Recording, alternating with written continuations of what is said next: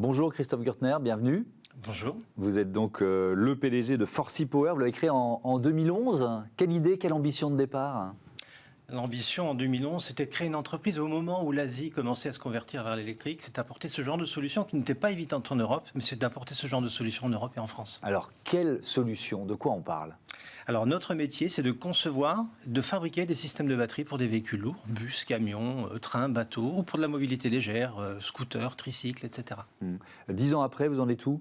10 ans après la création ?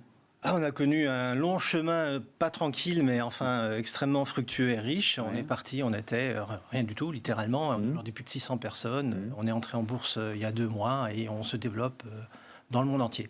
4 sites de production, Poitiers, la Pologne, l'Inde, la Chine, 62 millions d'euros de chiffre d'affaires en 2020. Si on jette un coup d'œil au marché mondial, c'est un marché mondial en très forte croissance dont on parle ? Exponentielle. Longtemps, c'est extrêmement compliqué. L'Asie se développait, l'Europe n'a pas bougé. L'Europe a commencé à se développer en 2017-2018. Aujourd'hui, c'est évident, vous l'entendez dans les médias tous les jours. Le marché croît à très grande vitesse. Aujourd'hui, le challenge, c'est plutôt d'avoir une capacité de production qui accompagne l'accroissement de la demande. Sur quel marché ? Pourquoi vous avez décidé de vous positionner sur ces marchés spécifiques ? Le marché de la voiture est saturé. Le marché des biens grand public, c'était il y a 10 ans, il y a 20 ans.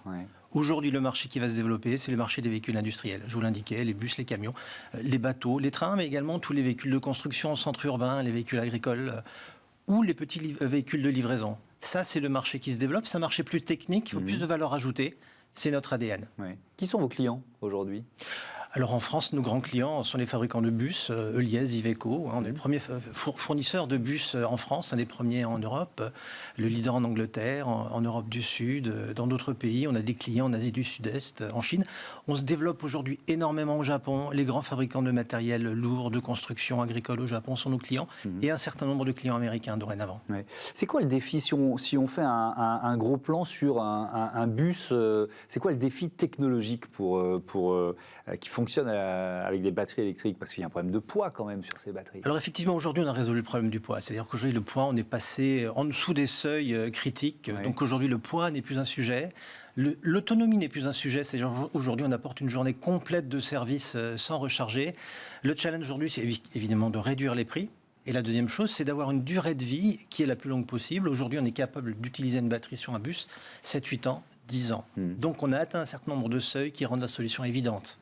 Est-ce qu'il y a une accélération dans ce secteur-là, une accélération technologique ? C'est-à-dire que la recherche et développement permet comme ça de faire des bons, des gains rapides d'une certaine façon. Alors il ne s'agit pas de bons, il s'agit de pas, mais de pas constants, de progression régulière. Absolument. Et on a passé les seuils il y a 2-3 ans. Donc aujourd'hui, chaque pas supplémentaire est une amélioration complémentaire. Et j'allais dire qu'à chaque petit pas de 5%, 10%, une nouvelle application bascule vers l'électrique. Alors c'est ce que j'allais vous dire, quand on dit on a passé les seuils il y a 2 ou 3 ans. Ça veut dire qu'il y a des secteurs dans lesquels vous ne pouviez pas vous lancer, ça n'avait pas de sens économique, c'est ça, et qui s'ouvrent. Économique et en termes d'autonomie. Par exemple, le bus, il y a 5 ans, ne faisait pas une journée de service complet. Aujourd'hui, on fait plus que ça. C'est-à-dire, aujourd'hui, la question, c'est de ne pas réussir à faire ça, mais de le faire moins cher. Donc, voilà l'étape à laquelle on est arrivé aujourd'hui. Voilà comment le faire durer plus longtemps et apporter de la data, etc. etc.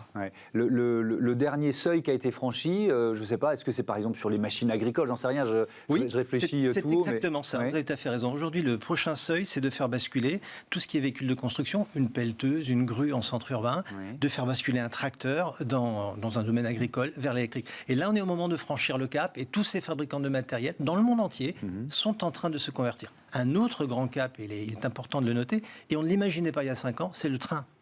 Aujourd'hui, tous les trains vont devenir des trains partiellement électriques, hybrides, à base de batterie, exclusivement de batterie, ou avec de la pile à combustible et batterie. Ça, c'est un nouveau grand démarrage pour la décennie à venir. Il y a aussi l'enjeu important, c'est la seconde vie des batteries. C'est un axe d'activité et de développement pour votre entreprise ? Oui, tout à fait. Parce que quand vous faites une batterie pour un véhicule, l'usage est très exigeant.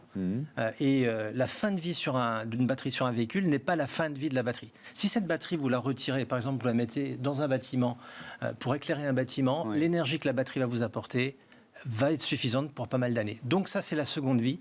Vous rajoutez de la valeur à la batterie Et donc, vous réduisez les coûts et l'impact environnemental, bien sûr. Donc, par exemple, une batterie de bus, vous dites, elle durer vit quoi 10 ans sur un bus et elle pourra durer 5 ans à 10 ans dans un usage autre, moins intensif, probablement stationnaire. Est-ce que les filières existent déjà de cette seconde vie de batterie ou est-ce qu'il faut finalement les inventer? Parce que voilà, il faut créer des habitudes, de nouvelles habitudes. Tout à fait, il faut les inventer. C'est-à-dire que d'abord, la première chose, c'est qu'une batterie qui va être mise sur un véhicule va durer 5-10 ans. Oui.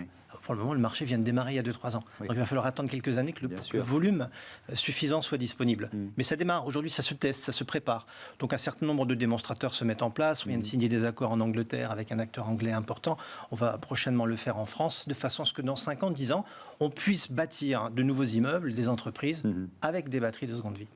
Par exemple, vous avez un accord avec la RATP, je crois Alors ça, c'est pour le transport. On n'a pas d'accord avec la RATP, mais aujourd'hui, on est le fournisseur d'Iveco Liège, qui est le principal fournisseur de la RATP. Et donc, l'essentiel des batteries que vous voyez dans les rues de Paris sont des batteries Forsy Power. Et donc, la question de leur seconde vie se pose. On n'a pas du tout parlé des scooters, et je voudrais en dire un mot, parce que ça, c'est un marché que vous avez décidé, dans lequel vous avez décidé de travailler. Pourquoi? Il y a plus longtemps déjà. En fait, nous sommes implantés en Asie, c'est-à-dire on est implanté en Chine, et aujourd'hui on est implanté en Inde, en Chine depuis près de 20 ans, et en Inde depuis exactement un an. On vient d'ouvrir une usine là-bas. L'Asie, c'est 90% du marché mondial du 2 roues et du 3 roues. Et le problème de pollution est beaucoup plus prégnant dans ces zones-là qu'ici en Europe. Et donc on s'est concentré sur ces zones-là pour développer des solutions d'électrification de scooters, mais également de 3 roues, vous savez, les tuk-tuk par exemple. Mais ceci se développe également maintenant vers la France, puisqu'en centre urbain, de plus en plus, vous avez des petits véhicules de livraison du dernier kilomètre, qui eux aussi vont de fait devenir électriques. Je reviens aux grosses machines, les bus ou les machines de chantier dont vous parliez.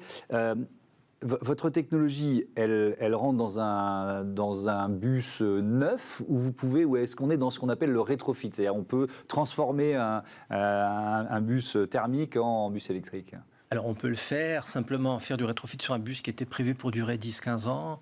Quand vous arrivez au bout de 10 ans, c'est le bus lui-même qui ne va pas tenir. Donc le rétrofit est un petit peu compliqué. En revanche, par exemple, sur du train, qui est prévu pour 30 ans, aujourd'hui, par exemple, nous allons faire le rétrofit des TER. Des TER, les trains régionaux. Ces trains, nous allons les convertir en trains électriques. Pourquoi? Parce qu'ils durent 30 ans. Donc au bout de 10 ans, vous pouvez faire un rétrofit et vous avez un vrai avantage pour les 20 années à venir. Forsy Power est entré en bourse en novembre dernier, c'est ça? Pourquoi ce choix? Pour monter en puissance, augmenter votre capital? Oui, c'est vrai, exactement. C'est pour monter en puissance. Le marché se développe très vite. Nous développons très vite. Les années qui viennent vont montrer une forte croissance. En R&D, il faut investir énormément. Donc, on a besoin de moyens complémentaires. Et puis, on est en train de s'installer aux États-Unis. Donc, la prochaine étape, c'est de monter. Alors, on a une usine en Chine, en Inde, en France. La prochaine étape, c'est de monter cette année, en 2022, une usine aux États-Unis et d'attaquer le marché américain de façon plus forte, on va dire. Elle sera située où, cette usine?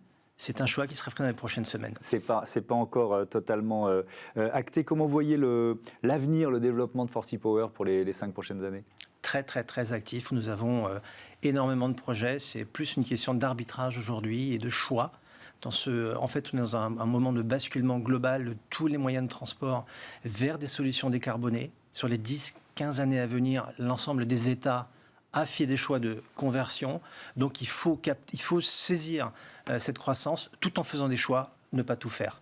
Mais enfin, les prochaines années sont plutôt intéressantes pour nous. Merci beaucoup. Merci Christophe Gürtner. À bientôt sur Bismart. On passe à notre débat un mois sans viande. Ça vous tente ?